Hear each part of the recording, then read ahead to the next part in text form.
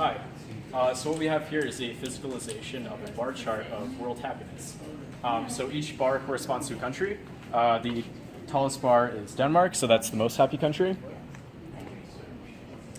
And the shortest bar here is Burundi, which is the least happy country.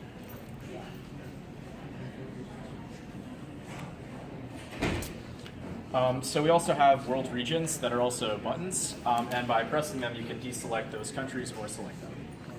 So we'll go ahead and deselect Sub-Saharan Africa.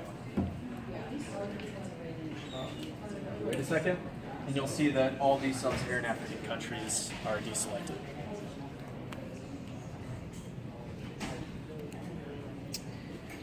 Go ahead and reselect that one.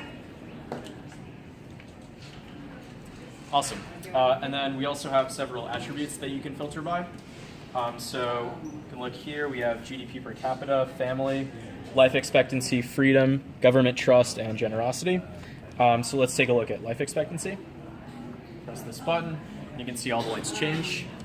And the nice thing about this visualization is you can kind of see some interesting outliers. So you can see Somalia is pretty average on happiness, but it's relatively low on life expectancy.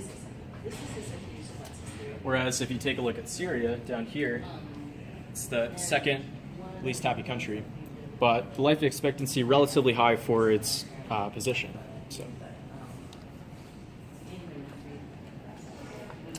So these outliers help to paint a rich picture of what goes on in the country. So if we go ahead and select government trust, you can take a look at Iceland. Iceland's actually third in happiness, but you can see it's relatively low in government trust. And the reason why that is during the economic crisis in 2008, the Prime Minister of Iceland actually had to resign over corruption charges. So they might not be trusting their government so much. Whereas if you look at a country like Rwanda, who's all the way down here in happiness, they're actually really high in government trust.